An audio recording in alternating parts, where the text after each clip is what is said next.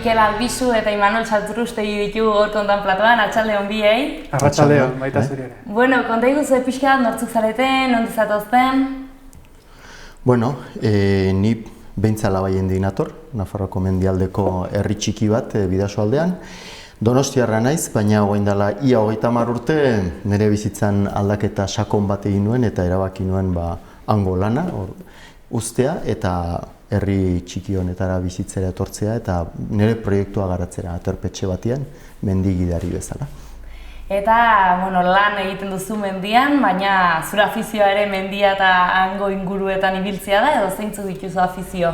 Bueno, horrez gain kirola orokorrean, erran behar dut, behar badan mendizaletasunak ekarri nindula herri hortara azkenean, paisaiekin maite mindu nintzen eta han planteatu nuen ere proiektua. Horrez gain, bai, euskera, euskaldun berria naiz, euskaldun berrizarra. Bai, ez, urte batzuk. Zeren jabaikut urte batzuk eta beti euskaran sakontzen eta euskararekiko lanak eta hortan ere saiatu naiz. Zure kasuan Imanol, konta iguzu? Ni Imanol Salturustegi naiz, berez nanak esaten duenan arabera ni Uitzin jaio nintzen, baina gure aita hangoa delakoz, baina ni bizitu izan du naiz beti Txantrean, eta txikitan hasi eta ezi naiz Txantrean, Uitzira noizik behin joaten naiz, baina gutxitan. Eta beti sentitu naiz iruindarrago edo Txantrearrago Uitzikoa baino, ez?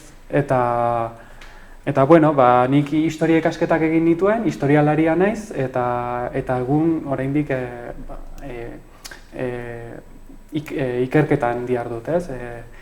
Nafar gobernuaren beka bati esker ari naiz historiako ikerketa bat burutzen, 3 urte luzeko ikerketa proiektu batean, ez? Halaxe da. Eta zein da zehazki landuko duzun gaia proiektuaren bitartez, zehaztu bali badaiteke? Bai. Nire gaia da Nafarroako ezker erradikala 70. hamarkadan. Oso gai gaurkotiarra, duela gutxikoa ez da, eta batzuek esaten dute ia kazetaritza dela, ez dela historia, baizik eta kazetaritza, ez? Baina, niri oso interesgarria iruditzen zait, izan ere Nafarroako oposizio antifrankista oso erradikala zen beste toki batzuetan ez bezala. Eta horretaz aparte, zeintzuk dira zure afizioa, konta iguzu? Izugarri gustatzen zait mendira joatea, zu bezalaxe, mendizalea naiz, txikitatik gainera, eta auzoan Txantrean mendizale talde batean ibiltzen naiz. Eta hortaz aparte, bizikletaz ibiltzeari asko gustatzen zait, eta irakurtzaletasuna bazen garai batean, baina orain horren beste gauza irakurri beharriko. Plazerrez ez dituzula ikusti irakurtzen. Gauza horiek ere zaletasunez irakurriko dituzu. Eta orain lagun bati esker txorizaletasuna sartu zait. Bai, txoriak ikustera joateko, katalejokin eta horrela. Hori lagun bati esker izan da, eta duela gutxiko afizioa da. Baina interesa sortu izuna eta gogotxo zauden hortarako, ez? Dakizuen bezala programa honen helburua pixka bat Nafarroako iskin ezberdinetatik jendeak hartzea da eta zuen artean konpartitzea, ez? Esperientzia, euskararekiko zuen bizipenak, ez? Eta pixka bat euskararen gaian sakondu aurretik galdera batzuk prestatu ditut zuek hobeki ezagutzeko. Beraz, erantzuteko prest? Bai. Lehenengo galdera da ea itsasoa edo mendia nahiago duzuen? Nik mendia nahiago. Itsasoa behar dut, itsasoan sortua naiz, baina mendia nahiago, eta itsaso dosi txiki batekin. Eta ohitura duzu erran bezala ingurua gidari eta ibiltzen zara, baina hortaz aparte gustatzen zaizu ingurukoak edo Euskal Herriko beste mendi batzuk edo Euskal Herritik kanpo dauden beste batzuk ezagutzea? Bai, hain zuzen askotan nire opor plana izaten da mendiak eta itsasoa dagoen lekuetara joatea. Adibide bat, Kanaria irlak. Horta jaten nahi zergatik menditsua direlako, baina baita ere itsasoa dago. Orduan, mendian ibiltzen naiz, baina azken egunen ondarrian ondartza batetara edo kala batetara jautsi, baino bat hartu eta segi. Orduan, nire lanengatik nire inguruan gehien bat, Baztan Bidasoan lan egiten dut, baina gero afizio bezala, ez ofizioa, baizik eta afizio bezala, inguruko mendietan, eta adibidez kanpoan baita ere. Zure kasuan? Ni bietatik aukeratu beharko banu, dudarik gabe mendia. Mendia, ez dut esanen, naizela sekula joanen hondartzara, baina nahiago dut mendia, dudari gabe. Eta bainatu behar izatekotan, badira errekak mendietan, osake... Bai. Erreketako bainua nahiago izaten duzu? Bai. Kalatan edo hondartzan ere gustora ibiltzen naiz, baina areak eta ez didate grazia handirik egiten eta nahiago izaten dut mendiko erreketan itsasoan baino. Eta urtaro bat aukeratu behar izan ez gero, zein aukeratuko zenuten? Udazkena. Udazkena gustatzen zaizu bereziki? Kolorengatik? Bai, koloriak lasaitasuna transmititzen dit eta behar bada oraindikan egunak ez dira hain laburrak, neguan izaten da eta mendialdean eta batez ere olako klima guztietan bizi garenok somatzen dugu egun laburrak eta argi falta. Orduan udazkenak badu nolabait oraindikan argi hori, argi goxo hori, atsegin hori eta gustatzen duzu udaren beroa eta gero hartzen da, ez, udazkena. Bai, oso. Zure kasuan? Ni udaberria nahiago dut. Natura pizten denekoa, egunak luzatzen hasten die, argia ateratzen da, ez, orduan, gorputza ere bizi berritzen da, nahiago dut udaberria, bai dudari gabe. Udako beroa adibidez ez dut batera aguantatzen, udako beroak... Ito-ite izan. Bai. Eta horregatik udaberria nahiago. Bueno, hurrengo galdera, zure erantzunen nahiko argi dut, herria edo hiria zer aukeratuko zenuken, uste dut argi dagoela, zure bizitzako autuagatik. Bai. Baina, behintzala baien bezala beste herriren batean sekula pentsatu duzu, hau da, aukeratu behar, orain beste herriren batean probatuko zenuke bizitzen? Bai, dudik gabe, bizitza beste aukera bat ematen baldin badit, dudik gabe. Nik aukeratu nuen herri txiki bat, behintzala baien bezalako herri txiki bat, hola agertu zelako, gustatu zitzaidan, eta hortzen eman nuen pasua, eta gero garatzen nahi zen proiektua gustatzen zaidalako. Baina, dudik gabe, beste aukera bat izanen banu beste herri batean, inen nuke, bai. Eta bauzu herriren bat burutan beti gustatu izan zaizuna, edo atentzioa ditu izan dizuna? Bueno, momentu batean baita ere, nire harreman edo bizitzangatik adiez amaiurren, baita ere aukera izan dut, edo gustatuko litzaidake, baina... Eta gero ez dakit, Euskal Herritik kanpo ere bai izan dira kasuak. Ez legoke gaizki, baina ez dakit, lehenbiziko pasua zaila da. Orain, agian ja, asentatu naiz nire proiektuan eta gustora nago. Egon kortu zaren orduan pozik. Zure kasuan herria edo hiria nahiago? Aitortu behar dut ni nagoela ohituta herri bizitzara. Ez dut egiten edo beti tokatu zait Iruñean bizitzea eta ni ohituta nago hirian bizitzera. Naiz eta badudan aitaren herriarekin edo badudan loturaren bat, baina gutxi eta nahiago izaten dut hiria. Hiriko bizitza? Bai, baina hala ere ez hirien ditako bizitza. Izan ere beti egin izan dut auzoko bizitza edo Iruña bezalako hiri txikitako bizitza, ezta? Bartzelonan bizi izan du nintzenin baita ere, garai batez Bartzelonan bizi izan du bainitzen, auzoko bizitza egiten nuen eta ez metropolia handietako bizitza... Ero hori, Bai, ez. Horan beti saiatzen zara, nahiz eda leku zabalagoetan igoten, zure txokua topatzen, ez? Zerraten dena. Bai. Bueno, aipatu diguzu ibili zarela oporretan, Kanaria herrikletan, hemen, eta zuri bidaiatzea gustatzen zaizun? Kostatzen zai bidaiatzea, bai? Jende askok esaten du Belaxen, nahi izugarri gustatzen zai bidaiatzea, nahi kostatzen zai. Eta hola, abion batean sartu eta batean Berlinen azaldu eta Berlinen bueltaka ibiltzea, ez zait horren beste gustatzen. Nahiago izaten dut, bizikletaz paisaia ezagutu eta... Igual hurbilago ibili. Bai. Eta edota mendira joan, baita ere ez. Niretzako oporretako atxeden egokina horrelakoetan izaten da, eta ez hiri handietan ez dakizten bat gauza bisitatu beharra, presakabili hori ez zai gustatzen. Nahiago izaten dut beste mota bateko oporraldiak. Eta baduzu bidaien bat burutan desio duzuena, baina dirua edo denboragatik ezin izan duzuena gauzatu? Bai, nire adibidez gustatuko litzaidake bi aldiz egon naiz Txilen eta Antartida edo nolabait errepide australa ditzen dutena, Txile hegoaldea zeharkatzen duena, hori noizbait bizikleta hartu eta Luze ibili, ez? Luze ibili, bai. Hori izanen zen zure ametxetako bat. Adibidez bat, bai. Zu baduzalako ametxik? Ba, ez dakit. Noiz baita, probatu behar dut olako bidai luze eta handiago bat egiten. Baina oraindik ez dut erabaki nora. Agian ikerketa bukatzerakoan, bada proiektu bat Marokora joatea edo olako zer. Aipatu diguzulen, azken aldian ez zuzula denbora hunditzik, baina irakurtzea asko gusten zaizula. Zer da azken aldian euskal literaturan, edo ez hain azken aldian, irakurri duzun obraren bat, libururen bat bereziki gustatu zaizuna? Ba, esan dudan ez dut denbora handirik irakurtzeko, eta orduan gustatzen zaizkit ipuin liburuak.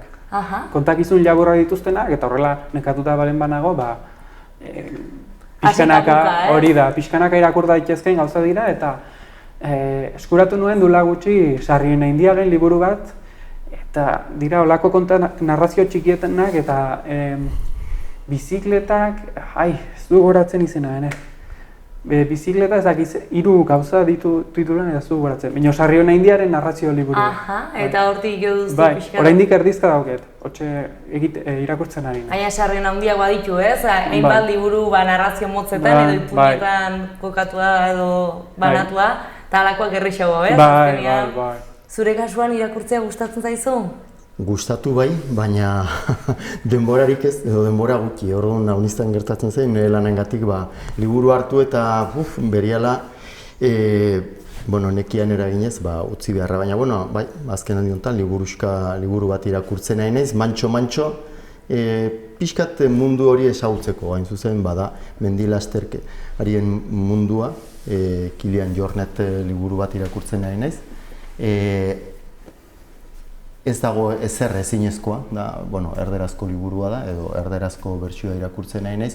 Eta gehien bada, mundu hori ezagutu zeren, nire semiari asko gustatzen zaio mendian lasterketa egitea, eta pixkat ezagutu nahi du bere ikuspegia, zeren berak miresten du horrako korrikalariak, eta orduan, mundu horretan sartzeko horretan, olako liburu bat irakurriko dut eta mundu hori ezagutzeko. Askotan, seme-alabek ere bertze afizio batzuk ekartzen dizkizute, ez? Edo beste interesgune batzuk? Bai, nire kasuan, kuriosoa, antzekotasunak baditugu, baina berak bere bizitzain behar du, orain gaina 13 urte ditu, pentsa, gauza berriak ikertzen eta deskubritzen. Orduan, pixka bat batzutan da erronka bat, ostras, hor sartzen da, ezagutu behar dut, gutxienez ezagutu pixkat mundu hori zertan den edo. Bai, zer maitatzen duen mundu hortatik, ez? Bai. Eta musikazaleak galtzarete? Euskal musika kontsumitzen duzu da? Oso gutxi. Egiarran hortan akatsa handia dut. Eta badago talderen bat, nahiz eta urria izan euskal musikaren barruan zure kontsumoa edo, badago talderen bat bereziki gustatzen zaizuna? Bereziki ez dut, ez nuke aipatuko talde bereziren bat, ez dut hola. Saiatzen zara munduko musika entzuten? Bai, eta haunistan proposatzen diatena entzuten, eta ez da. Bai, onartu behar du, agian nire, akats edo, hortan ez naizela gehiegi saiatzen ere. Aixa onartzen dut, proposatzen dut, hau, karri dut entzuteko interesgarria, bale, ongi, Baina ez da bestela, zure kasuan badago talderen bat, euskal talderen bat bereziki gustatzen zaizuna? Ni saltoka egiltzen naiz, naiz hola zaletasun batekoa, eta aitortu behar dut, hau, historialarien ofiziaren degenerazio bat izain da edo, 70. hamarkadako gauzak ikertzen ditudanez, ez zuten dudala 70. hamarkadako musika desente. Nahiko zaharrunua ematen du saldi honek, baina alaxe da. Horietako batzuk berritzen nahi dira, orain ateratzen dira bertsio berriak eta ez da.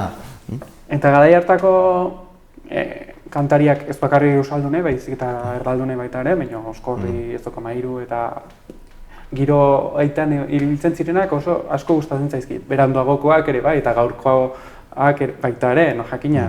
Eta badok bezalako plataformetan eta noizbehinka sartzen naiz entzutera berritasunik eta horrela, baina bai.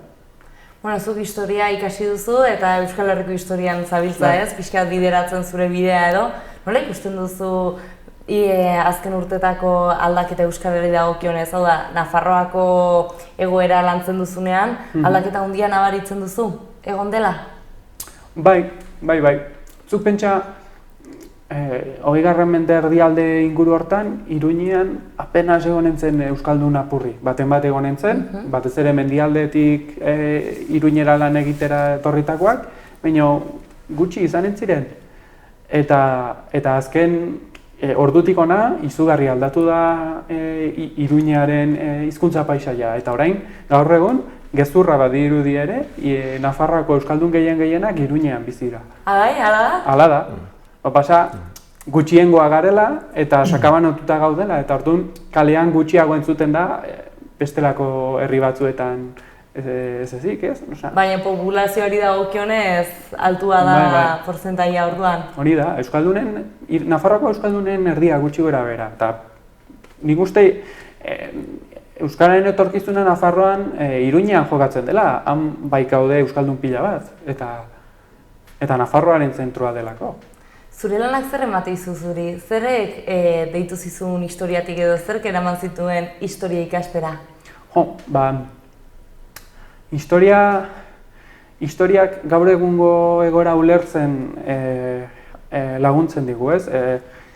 Nik uste trantsizio garai hori oso garrantzitsua izan zela Nafarroarentzako, eta orduan gaur egun non gauden ulertzeko ezinbestekoa da, ez? Eta gainera nik gustatzen zait historia soziala, ez? Agintarien eta aberatsen eta personalitate aberatsen agintarien historia baizik eta herritarrena, gauzak aldatu nahi zituzten herritarrena, ez?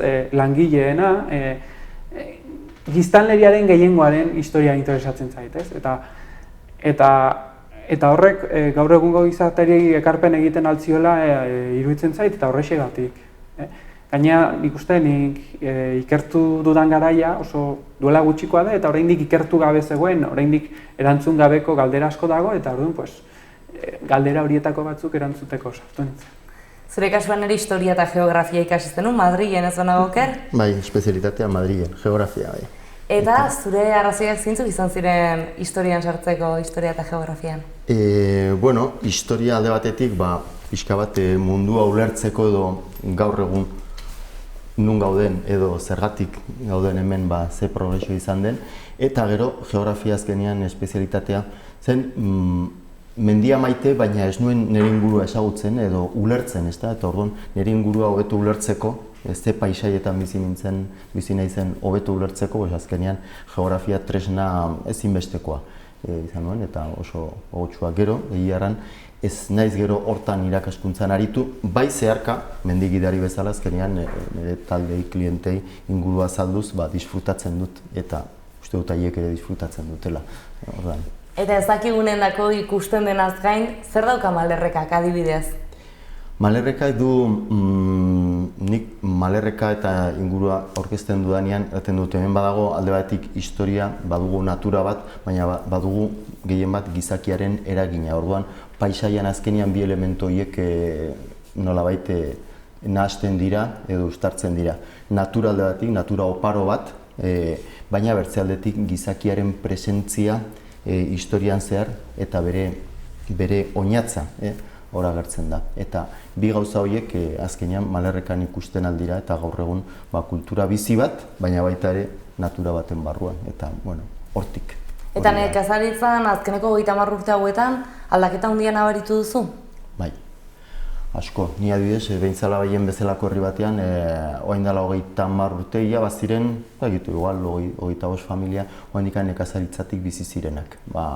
Nekazaritza txikia, etxetan 6, 10 behi, horrekin ja aberatsak ziren, baina ze pasatu da, zorionez, zoritxarrez, Europan sartu ginen, eta hori mendiko nekazaritzarako kalterako izan zen, zergatik azkenean mundua ireki zen, baina baita ere adibidez esne sektorearen porrota izugarri izan zen, eta orduan poliki-poliki ikusi zen ja azkenean behitegia handietara jotzeko joera hori, eta azkenean 25 nekazari izatetik 2-3 izatera dena mekanizatua, baina alaberian azkenean herrien galera, ez da, populazioaren gainbera, hainbat kasutan.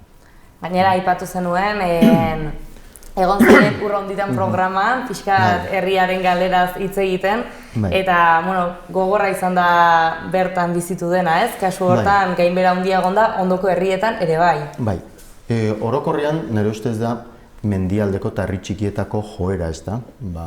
Eta distantziak oraindikan egoera horiek areagotzen ditu. Eta gure kasuan, bai, azkenean nekazaritzatik eta mendiko nekazaritzatik bizitu izan den herri baten kasuan, gainbehera hori gehiago nabaritu da. Zu Huitzin Zuraitaren herrian ikusi duzu ere halako gainbeherarik? Gaztea naiz eta gutxi joaten naiz, orduan, ez dut perspektiba nahikoa. Aita kontatzen dizkizu lehenko historioak eta... Lehenago bazituzten abereak etxean, baina orain ja batere.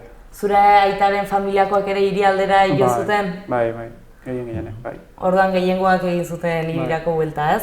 Eta zuek, zuen herrietan, adibidez Txantrean, nola ikusten duzu euskaraz? Ze goeretan ikasi zenuen zuk euskaraz? Ni euskaldun zaharra nintzen, etxean aitarekin ikasi nuen euskara, baina bazen gauza bat, eskolatzeko garaian, gure auzoan bazen ikastola bat, Pedro Axular ikastola, ikastola municipala zena, eta horra puntatu nahi ninduten nire gurasoek. Eta puntatu ginen, baina ez zegoen denontzako plazarik. Eta izan zen zozketa bat, eta ez ginelako denak sartzen, eta orduan hiru ikaslek joan behar izan ginen beste eskola batera. Eta horrek nire aitari amorru ematen zion, ze berak txikitan egin behar zituen 2 kilometro joan eta itzuli 2 aldiz eskolara joateko, eta guk etxeko atarian baginen euskarazko D-ereduko eskola bat. Antsoainera edola joateko joerazten duten? Txantrean bertan baginen eskola bat, eta joan behar izan ginen Antsoainera. Eta orduan horrek amorru ematen zion gure aitari, ezintasunagatik eta injustiziagatik, ze hori euskararentzako baliabide faltagatik izan zen, zeintzu batean. Eta bueno, txikitatik hori D-ereduan eta gero ja nerabea ezarenin pixka bat, sartzen zaizu olako hasieran erdalduntze bat dago, ez? Eta gero ja bizkortu zen euskal gogoa eta ja hartu nuen erabakia izan behar nintzela euskaldun aktibo bat, nahiz eta inguru oso erdaldunean bizi, eta orduan, erabaki hori hartu nuen eta nerabezaroan eta ordutik aurrera etengabeko borroka bat, baina gustora baita ere. Gure etxeko hizkuntza delako. Gauzatzen duzuna. Hala ere, gazten artean ez duzun nabaritzen euskara egunerokotasunean erabiltzen denik? Personaren arabera. Nire inguruan bada jende euskaldun deixente. Eta segunetan horrekin euskaraz ari naiteke lasai asko. Beste batzuetan izaten da egoera asimetriko bat, ez? Ni tematzen naiz euskaraz aritzen eta bestea erdaraz. Egoera berexia da, baina badaudelako traba batzuk edo, baina besteak ulertzen duen bitartean eta segunetan nola hartzen duen, saiatzen zara, ez? Formula horrekin... Gainera Katalunian oso ohikoa da, ni Katalunian bizi nintzen, eta oso normala da horrelako egoerak aurkitzea, eta, hemen zailagoa da agian, ez? Ez da horren ohikoa, baina igual normalakoa izan beharko luke eta... Bai, hausnarketa moduan, ez? Zure kasuan non ikasi zenuen euskara? Ni txikitan eskolan erdaraz ikasi nuen, zeren orduan euskaratzen ematen ikastolat bakarrik eta orduan ikastolak ordainekoa ziren, eta nire familian etzen dirurik hortarako. Orduan ikasketa guztiak erdaraz egin dituen, baina ja lehenoko EGB deitzen zena edo, orduan 14 urte arte zen derrigorrezkoa, bukaeran, bagenuen eskolan irakasle jator batzuk, pixkat euskararen alde egiten zutenak, eta hasi ginen nolabait bolondrez moduan euskara ikasten. Eta hori izan zen nire asmenta euskararekin, bai erran behar dut, daitaren aldetik familia guztia euskalduna, gainera euskaldun petua, oihartzuarrak, erderaz iaia atzekitenak, eta aldiz amaren aldetik Burgosko familia, osea, minasketa Baina nik, Oiartzungo familiakin ikusten, haiek erderaz, kriston esfortzu egin behar dute erderaz egiteko, nirekin harremanetan batzeko, nik egin behar dute esfortzu. Eta aitak ez zizun euskara erakutsi? Aitak ez ziren erakutsi, aitak egiten zuen denbora gehiena kanpoan, orduan lanian, eta amakin nuen harreman gehiago, orduan, amakin harremana erderaz izan da, eta orduan, nolai familieroa erderaz garatu zen.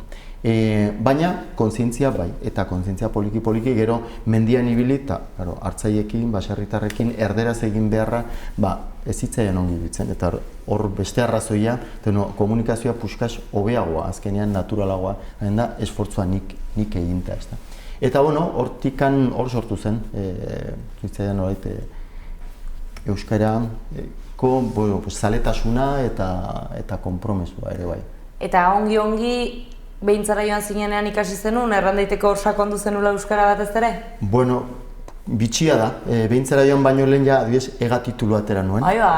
Eta aldiz behintzara llegatu eta batean sentitu nintzen euskaldun berri bat bezala ailegatu eta zer da, hango euskalkia. Pentsa, adineko batzuek erderaz egiten ziaten, erraten ziaten, zuk ez duzu ententuko, gure euskara. Zure euskara da telebistako bezalakoa. Eta guria zabarra da, zuena bizia da, alaia, eta ni etorren ez ona, ni egokitu behar naiz zuen gizartera, eta ni naiz hemen arrotzalen, Imanolek komentatu duena Kataluniako kasua, ez da? Katalunian tematzen dira, zorionez, haiendako, gu euskaldunak oso edukatuak omen gara, eta erdaldun bat sartzen denean berera erderara jotzen dugu, baina ni herrian saiatzen naiz binipin herrikoekin, euskaraz egin, eta badira herriko batzuk, erderara jotzen duten naiz eta euskaraz, jakin, euskaraz eta azkenian, badakite, euskaraz, herri euskalduna gara. Baina alare herri txikitan badugu, azkenean idealizazio moduko bat, uste dugu herrietan den euskaraz mintzatzen dela, baina ez da horrela, askotan topatzen dira euskaraz jakin eta erderakeko ikaragarrizko joera duten pertsonak. Bai, lehen ere Imanolek komentatu duena, ez da? Nire ustez, etorkizuna hirietan dago, azkenean Iruña euskalduntzen baldin bada, Iruña gero eta gehiago da Nafar guztiekiko referentea. Nik aterpetxe batian lan egiten dut, Nafarroako eta herri askotatik etortzen dizkigu taldeak eguna pasatzera, eta talde euskalduna baldin badira herritarrentzako ere, baina horiek esan dira Tafailakoak, euskaraz ari dira, Tafailan ere, jende euskara ikasten nahi dena, baina horiek Iruñakoa dira, eta euskaraz ari dira, hori ere importantea da, zeren urtetan zehar bere sentitu dute euskara erreserba bat bezala, ezta? Gu euskalduna gara, gure herrian etxean egiten dugu, nolabait etxeko zapatilakin ibiltzeko hizkuntza, baina gero hizkuntza nagusia hirietara joateko, medikuarengana joateko, ez da gizar legetara joateko, erdera, ezta? Eta nolabait bigarren mailako hizkuntza bezala. Orain baloratua ikustea, importantea da. Ez bida, euskara hor dago. Zuen ustez arazoa transmisioan dago, erabilpenean, hau da, askotan zenbat erabiltzen den, eta uste duzue gobernuaren aldetik ere beharrezkoa dela diru laguntzak eta halakoak bermatzea euskara indartzeko Nafarroa osoan zehar? Konponbidea jakingo bagino. Politikari, historiadore eta politikari. Nik uste gobernutik ez dakit, gobernuak laguntza ematea eta bultzada ematea garrantzitsua da, baina nik konfidantza gehiago dut euskalgintzan eta herri mugimenduaren bultzadan. Horrek emanen dio bultzada gehiago, eta herri mugimendutik eta euskalgintzatik azkar eta asko bultzatzen balen bada, orduan etorriko dira gobernuaren aurrera pasoak, ez? Nik uste agintaria beti joaten dira herriaren atzetik, ez? Eta horregatik ez zaigu komeni itxoiten egotea, nik uste. Orduan lanean jarri behar da, ez? Berandu baino lehenago. Zure iritziz? Ne uste, biak beharrezkoak eta ez dakit paraleloak edo uztartu joan behar dira. Zeren, lehen aipatu duzun kasua, zure kasua gainera, kasu gogorra, kanpoan ikasi behar izatea, zure herrian, zure auzoan, de eredua tamainan eskaintzen ez delako. Eta hori zoritxarrez lehengo legislaturakin edo lehengo gobernukin gertatu izan da. Orduan alde hortatik, baina bitxia da, zeren orduan gobernuaren kontrako jarrera edo euskararen aldeko jarrerarik ez, hala ere, herri mugimendutik eskaera bazegoen eta gelak betetzen ziren eta betetzen dira. Orduan, zentzu horretan, bai, herri mugimenduak aurre egin behar du. Baina baita ere behar da bertzea administrazioan aldetik pausuak horrelako kasuak ez gertatzeko, zeren mingarria dira, azkenean mingarria dira horrelako kasuak gertatzea. Nire kasuan tokatzen ari zait, zorionez, gobernuaren iniziatiba bat lehen martxan zegoena, gero bertan bera gelditu zen arrazoi politikoengatik, naiz eta arrazoi presupuestoriak edo krisiaren aipamena, baina da orain Nafarroako ikasleen artean euskararen erabilpena suspertzeko proiektu bat, eta, ikusten da ere bai administrazioaren aldetik esfortzu bat, baina nire ustez transmisioa baino da gaur egun erabilpena. Transmisioa Nafarroako gizartean eta Iruñan adibidez guraso gehienak edo heldu gehienak erdalduna dira. Orduan, nekez ematen alde transmisioa, transmititzen alda ez duzuna, baina hazia, botata dago, eta hazi hori zaindu behar dugu, landarea eta lorea bihurtzeko, orduan behar bada erabilpenean saiatu behar gara. Eta ez bakarrik, da, umea ja nire seme alaba eskolara ereduan matrikulatu dut, jazta, dena bideratua, ez. Nire seme alabaren eskola da bizitzaren atal txiki bat. Atal txiki bat, referentzia gero, karrikan du, etxean ere portaerak ze giro ikusten duen, horrek ere bultzatuko du. Bai, nire gurasoak ez dira euskalduna, baina etxean euskaren aldeko joera bat bizitzen baldin badugu, azkenean horrek ere bultzatuko du. Etorkizunara begira baduzue ametsen bat? Euskararekiko, herriarekiko, kulturarekiko? Nik euskararekiko gutienez, bakotxak hautatzen duen hizkuntzan, solastea inongo arazorik gabe. Hau da, ni Iruñera etorri, herrian ze pasatzen zait edo baztan bidasoan, 190 euskalduna gara, orduan joera naturala da euskaraz egitera. Arraroa da, euskaraz ez dakien edo ulertzen ez duen norbait aurkitzea. Hemen Iruñan alderantziz da, sensazioa da batzutan, lehenbiziko hitza, segurazki, lautik 3 jarriko diatea aurpegi arraroa. Baten batek ez baditerraten hablamen kristiano, oaindikan, ez da? Baina egoera hori, egonen batean iristea euskaraz egin eta bertzeak, erderaz egiten badu ere, bere joera naturala erderaz egiteko dela binipin, ulertu, ez da? Ulertu eta, ulertu dizun, erderaz eginen dizun. Belarri preso bat izatea, ez? Belarri preso bat izatea. Zure kasuan, Imanol? Nik uste, egunen batean, gustatuko litzaidake egunen batean ailegatzea momentua non hizkuntza askatasuna lortzen den, ez? Askotan erabiltzen dute euskararen kontra daudenek hizkuntza askatasuna, baino euren elebakartasuna defendatzeko, ez? Eta elebakarren hizkuntza askatasunaren defentsan elebidunoi inposatzen zaigu elebakarraren, ez? Nik nahi dut hizkuntza askatasuna, baina elebidunok erabakitzeko zein hizkuntza bat nahi dugun komunikatzea. Eta hori lortzen dugunean, hori izanen da apartekoa. Bukarara iritsi gara, motz egitzaigu niri bederen baina plazerrea handia izan da zuei gure artean edukitzea. Eta besterik gabe, espero dut euskaraz bakoitzak bere bidea egitea, eta egunen batean berriz elkartuko gara, proiektuak nola doa zen, batarenak eta besterenak, eta besterik gabe, mila esker etortzeagatik, eta bertze bat arte. Ongi zen. Bai.